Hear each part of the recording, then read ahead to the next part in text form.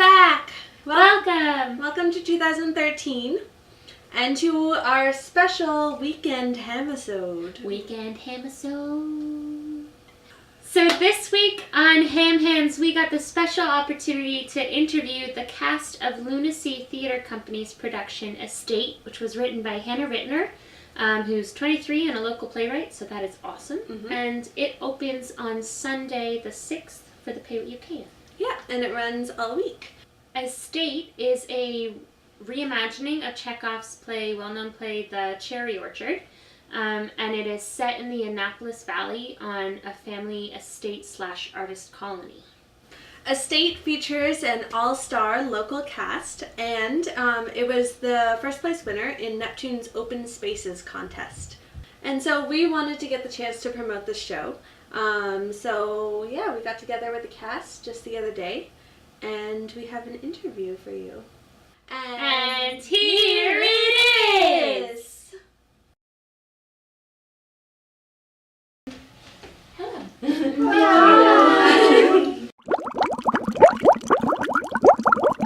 Hi, I'm Michael McPhee. I'm an actor. I play Richard in the show.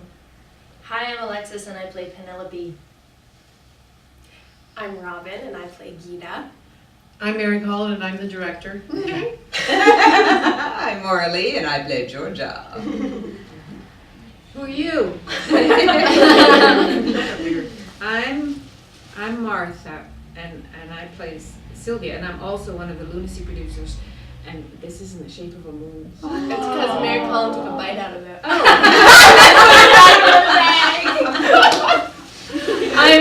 I'm Ashley Marie and I play Eden. So, Mary-Colin, Martha, and Maura Lee, you're part of the core whatnot of LunaSea. We are the whatnots. And so, can you guys briefly describe what LunaSea is for anyone who doesn't? LunaSea started 7 years ago. We did a little equity co-op, and then we decided to keep going, and we did more productions. Last year was Monument that Maura Lee directed. Martha's directed Girl in the Goldfish Bowl and Woman in Scarecrow. So we swap out. We're always trying to do something that we've never done before. We want to grow as artists, but we also there are so many fantastic female performers in the area who are sitting waiting to work, that we decided we would like to form a company that tells the stories of women and will give women an opportunity to grow as artists. We're a very small company, but we try when we can to do larger cast things. And last year, or year before Monument, we did Top Girls, directed by Sherry Smith, who was one of the founders. That was a great And that show. was also 7 women. So. And it's also very important for us to work with younger people, because it's always really important to pass on whatever you might know. Yeah. We won't be here forever. So this is also why we have these, every now and then we can actually work with a cast that we can really work with younger people too, and it's really important, that mentorship. I thought we were feasting on their blood. Well, we do that too.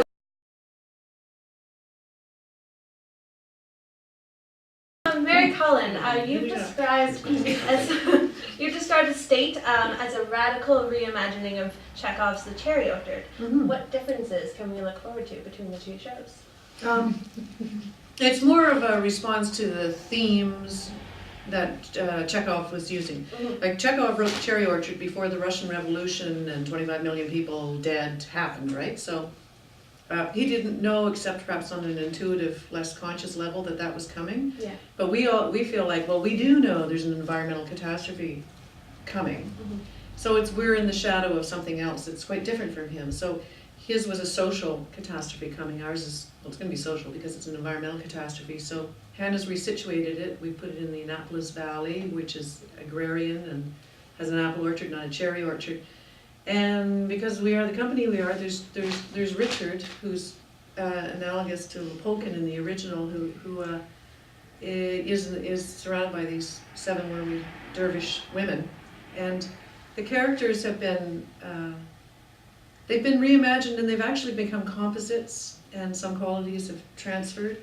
And there's references to the cherry orchard, little paraphrases sprinkled throughout, but you don't have to know anything about the cherry orchard to know that you're coming to see this story.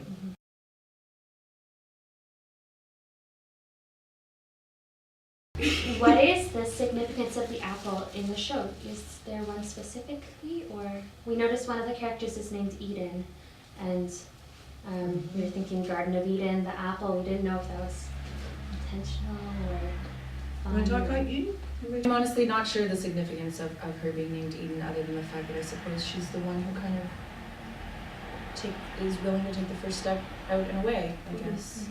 Carol Godsman, who's not here, plays Bobby, and she's like the spirit of the apple, you know, like she's the spirit of the 10,000, 15,000-year-old Neolithic fruit that was first cultivated in Kazakhstan, where it originated.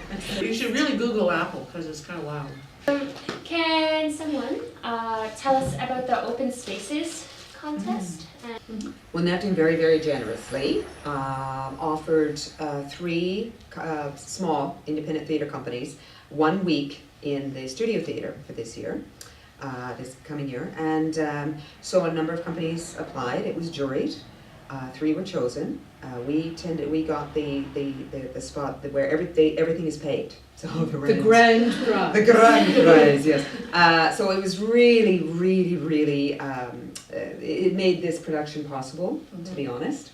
And otherwise we would never have been able to afford it. So it's been a real gift from Neptune.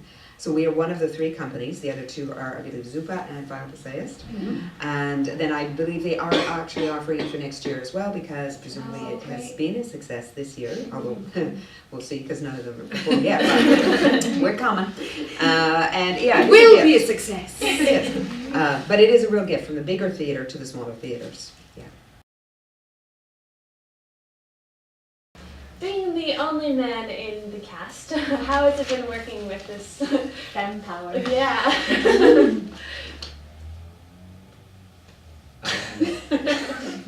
I'm not allowed to speak.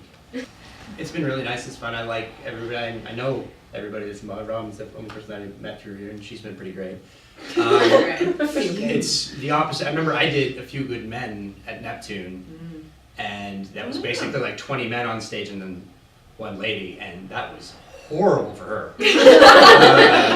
So this has been actually a really, really great experience. It's good. I've wanted to work with LunaSea for a while, so it's nice that there's actually been a project that could actually sync that up. So.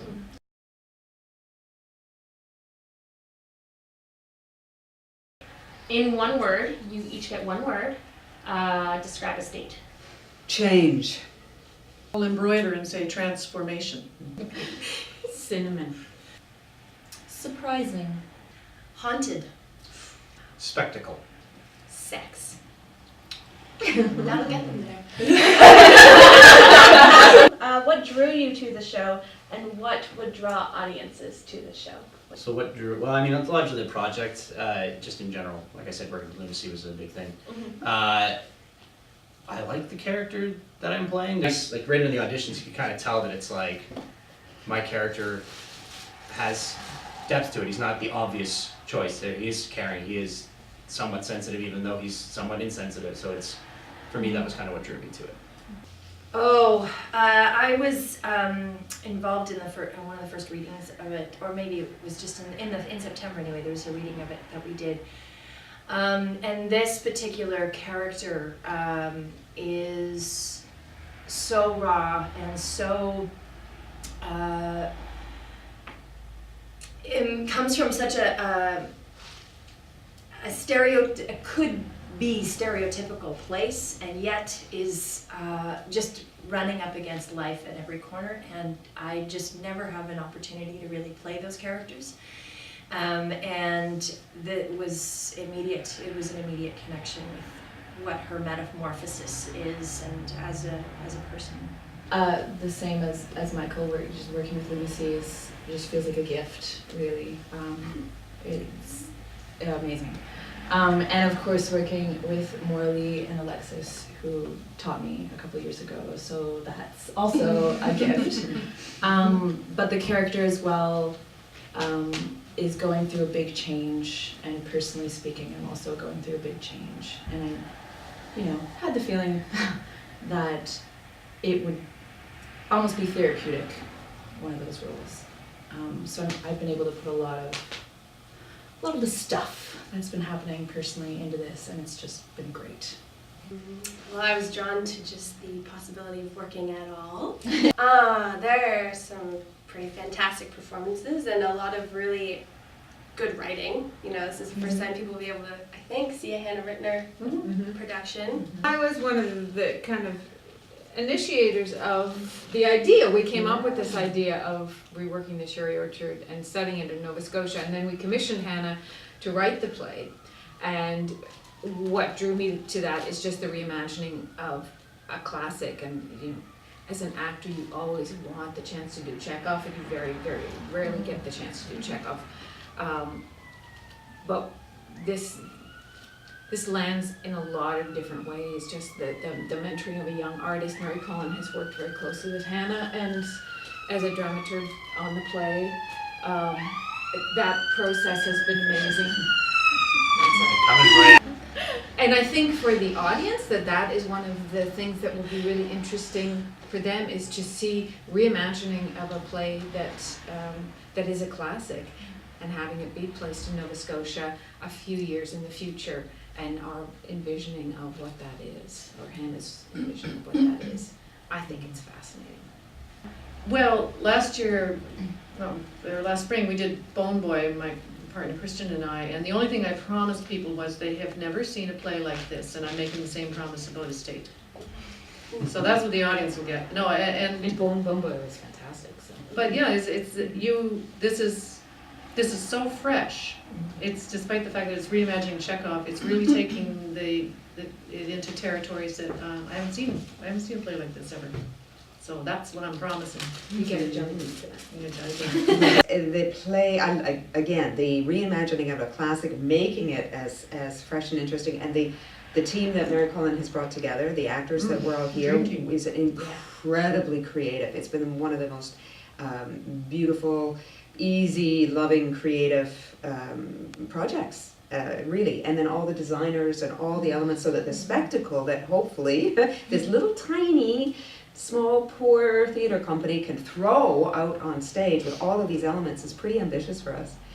And in terms of the character, I share a lot with Georgia, not obviously, but inside there's an incredible, I identify with her really strongly. I really connect with her emotionally, and the way she communicates herself, the way she presents herself is not exactly me.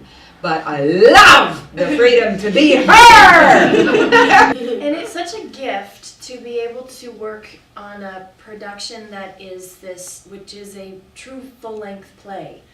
I was thinking about that when watching a run-through the other day, where we're really getting an opportunity to be with these characters, that it's not sort of up and over in an hour and 15 minutes and that you're in and out, you know, it's that we actually are invested. We're invested in these characters as actors, but as an audience, we will also have just watching the scenes as they go. It's, as an audience member, I'm investing in who these characters are and what their journey is, and that is such a gift. It's such a gift to be able to be inside a true full-length play like this one. Anyway. I think there's something to be said about the designers as well, because I mean, the work that they're putting into this is just... And the creativity. Oh, it's mind-blowing.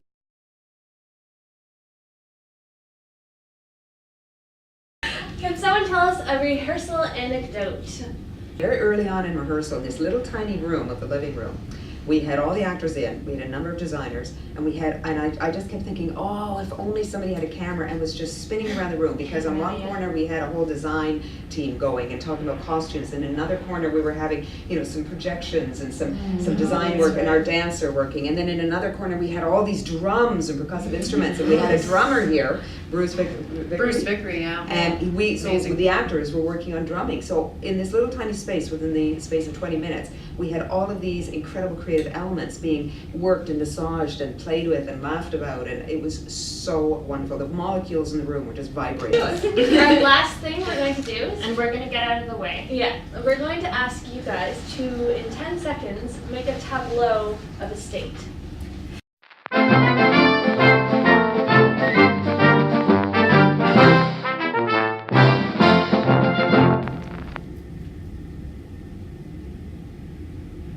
That was our interview. Thank you, LunaSea! That was absolutely lovely. We had so much fun. Estate runs from January 8th until January 13th with the payment you can on January 6th. Yes! To get your tickets, you can call the Neptune box office, and that is 429-7070. And tickets are $25 regular, $20 for seniors and artists, and $15 for students. We really hope you get the opportunity to see this show and to support local theatre, because it's a great Nova Scotian cast. It's A great Nova Scotian setting. a great Nova Scotian setting, a great Nova Scotian playwright, and you should see it. Yes.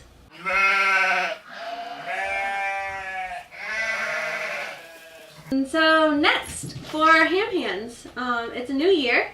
It's a new year. After, what was it, 6 episodes so far?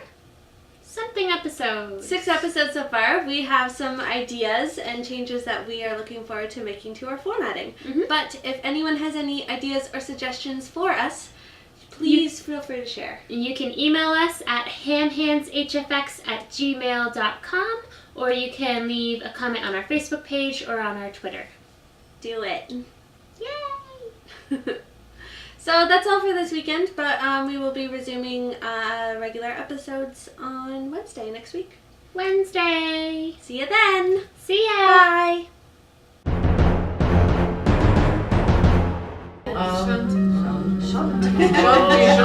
Shanti. Namaste. Namaste.